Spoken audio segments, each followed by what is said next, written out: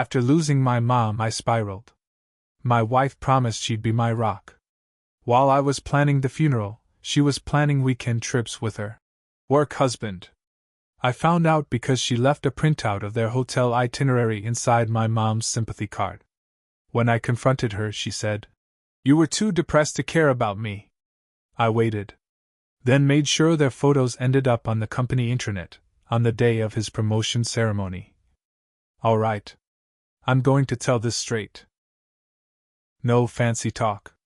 Just the truth, because that's all I've got left after what happened. My name's Brian. I'm 38 years old. I live in Dayton, Ohio. I used to be the kind of guy who tried to find the good in people. Gave folks the benefit of the doubt. Figured if someone screwed up, maybe they were just going through something. I don't think that way anymore. Everything started falling apart the day my mom got her diagnosis. It was lung cancer. She didn't smoke. Life's funny like that. She went in because of a cough that wouldn't go away. They found spots on her lungs and spine. Stage 4. Nothing they could do. She took it better than I did. That was Mom, calm even when her whole world was on fire. I didn't take it well. I shut down. I stopped going to work for a while. I sat in that hospital with her every day, from sunup to sundown. I stopped talking to friends. I even stopped talking much to my wife, Rachel. She said she understood. Told me to focus on Mom. Said she'd keep things together at home. I believed her. Mom passed on a cold Tuesday morning, November 2nd. The nurses said she didn't suffer, but they always say that. When I walked out of that hospital, something inside me went with her. I was in a fog. I don't remember driving home. I just remember sitting in the dark for hours.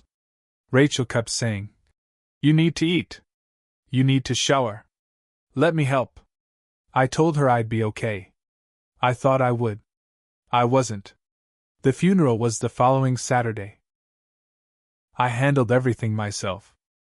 Rachel asked if I needed help and I told her no. I wanted to do it on my own. I thought I had to. I didn't know that while I was picking out flowers and writing Mom's eulogy, Rachel was doing something else. Something that still makes my stomach turn every time I think about it. It was about 2 weeks after the funeral. I hadn't touched the sympathy cards. They were stacked on the kitchen table like they were too heavy to open. But one night I poured a glass of whiskey, sat down, and started reading through them. Most were what you'd expect. "Thinking of you, so sorry for your loss, your mom was a great woman." Then I opened the one from Rob. Rob was Rachel's coworker. She used to joke about him being her work husband. I didn't like it, but I trusted her. They'd worked together for 3 years. She said he was harmless. Inside the card, I found something strange. A folded piece of paper. At first I thought it was a note. But it wasn't. It was a printed hotel reservation. 2 names. Rachel and Rob. Hilton Hotel. Nashville, Tennessee. Check-in date, November 5th. That was the weekend of my mom's funeral. At first I thought it had to be a mistake. Maybe it was old. Maybe it was from before we were married. But the dates were clear as day. And the reservation was for 2 guests. I didn't know what to do. I just sat there. I sat there until the whiskey was gone and the sun was coming up. When she came home from work, I was still sitting at the table. The card and the printout were in front of me. She saw them. She didn't even try to lie. She just sighed, sat down, and said, "I knew you'd find it eventually." I said nothing. I couldn't speak. My hands were shaking. She said, "You weren't there for me. You were so wrapped up in your grief, you didn't even look at me. I was lonely." I said, "You cheated on me the weekend I buried my mom." She looked me in the eye and said, "You were too depressed to care about me." That one sentence shattered whatever pieces of trust were left. I didn't yell. I didn't hit anything. I just got up and walked into the guest room. She didn't follow. She slept in our bed that night.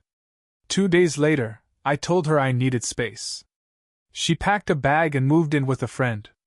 I never asked where. I didn't care. But I couldn't stop thinking. I couldn't stop remembering how she smiled at me during the funeral.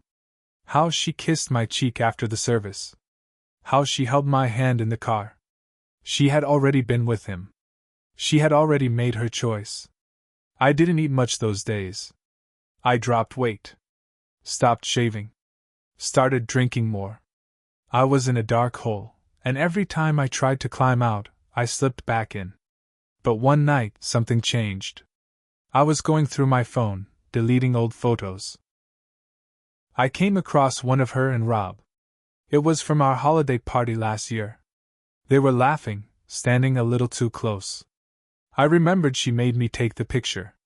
That's when I decided I wasn't going to just sit in my grief anymore. I was going to do something. And I knew exactly how. I started with her laptop. Rachel left it behind when she moved out. Said she didn't need it because she got a new one from work. That was a mistake. She never changed her passwords. Same ones for everything, our anniversary date plus her dog's name from college. I got in without a problem. I didn't go looking for revenge right away. At first, I just needed answers.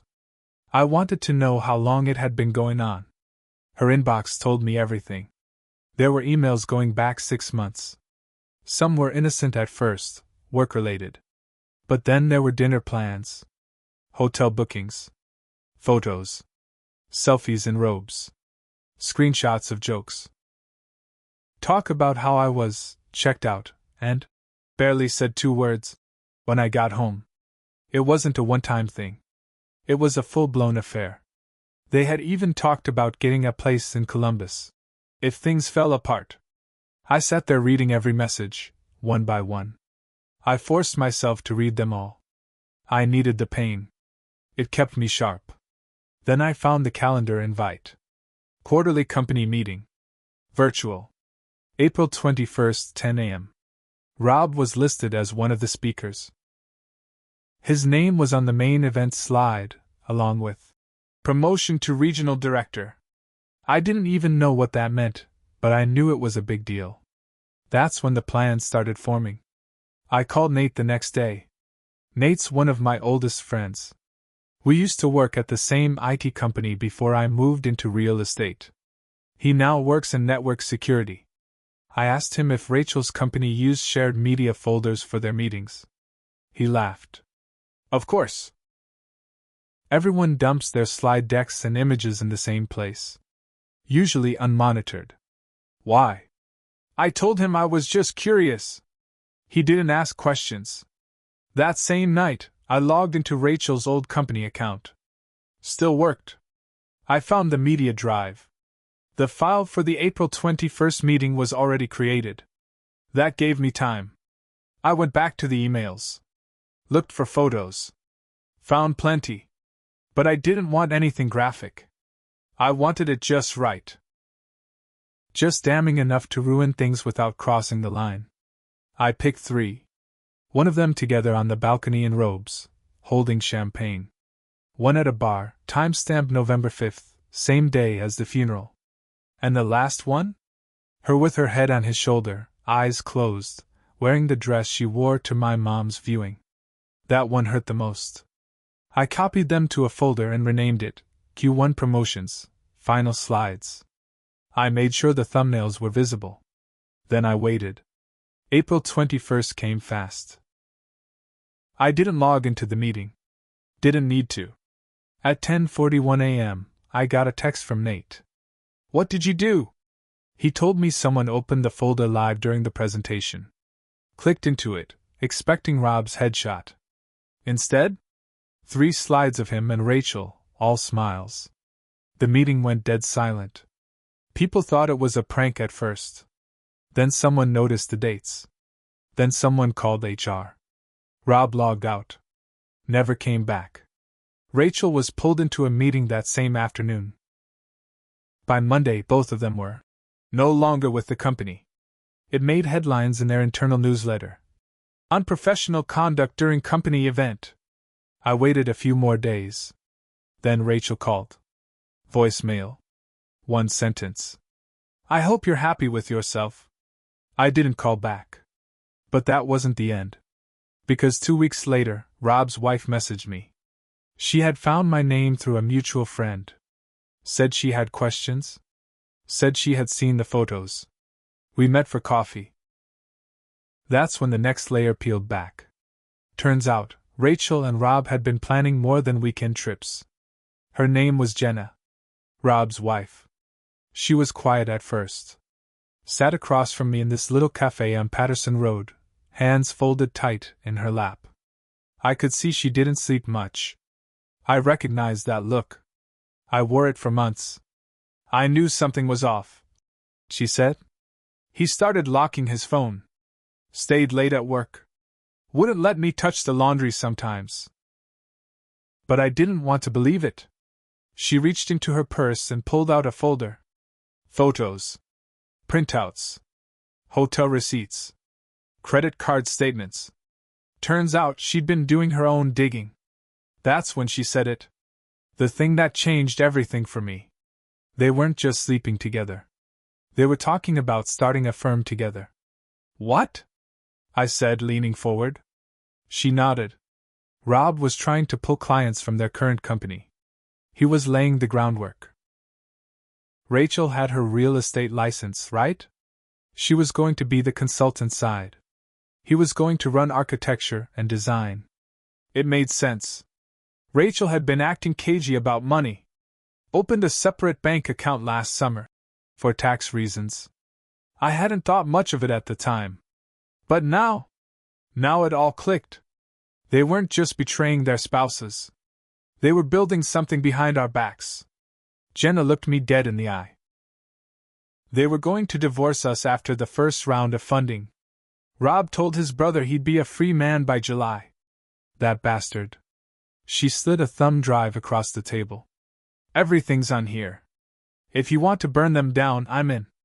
I took it. But I didn't use it right away. I thought about it for a long time. Thought about whether I wanted to keep dragging this out. Whether I was just hurting myself. But then I found out Rachel had started seeing Rob again. Secretly. Even after the fallout. Even after the job losses. That was the last straw. A week later, I scheduled a lunch with a developer I knew in Cincinnati. Big guy in the commercial property scene. Name's Mike. I used to refer listings to him before Mom got sick. He owed me a favor. I told him I had a tip. A dirty one.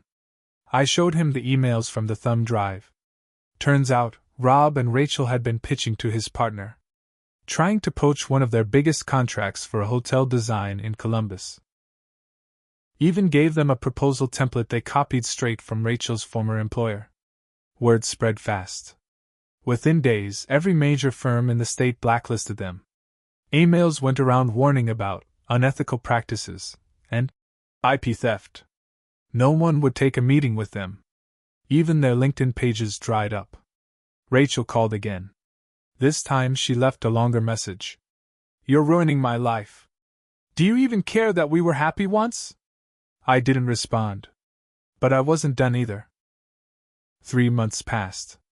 Rachel tried reaching out a few more times. First it was texts. Then emails. Then a handwritten letter. She said she missed me.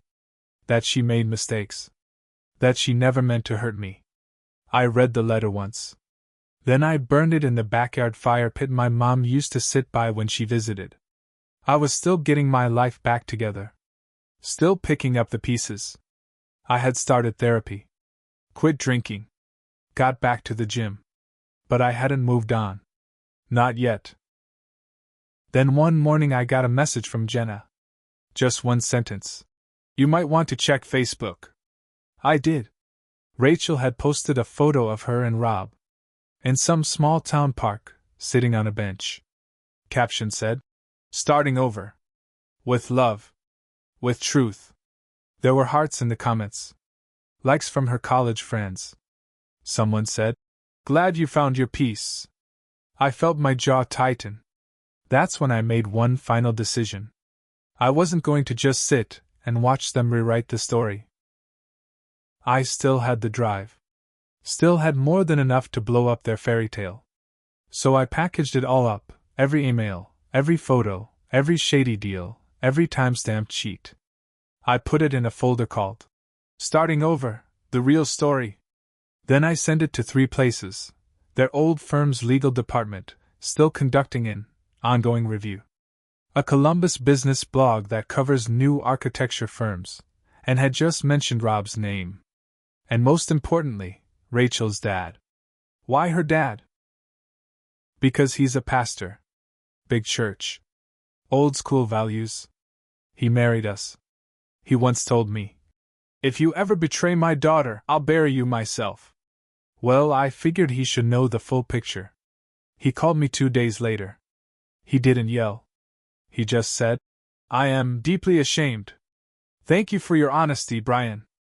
I didn't hear anything else for a week. Then came the news. Rob's wife, Jenna, had officially filed for divorce. Full custody. Spousal support. With the evidence I gave her, she'd win. Rachel's dad cut her off. Removed her from their church newsletter. Said he was praying for her redemption. That's how he put it. Their firm idea? Dead. Their reputations? Shot. And me? I started healing. For real this time. I sold the house. Took what little we had left and moved down to Lexington. Small place. Quiet neighborhood. I opened a little real estate office near the university. I'm not saying I'm proud of everything I did. I know I went to dark places. I know I let the pain steer me. But I wasn't going to let them skate by. I wasn't going to let them walk all over the life I had built. I gave my heart to someone who crushed it the second things got hard. She chose to cheat while I was planning my mother's funeral. She said I was too depressed to care. Now she knows exactly how that feels. Because when the truth finally came out, no one cared about her anymore. And that, I think, was the part that hurt her most.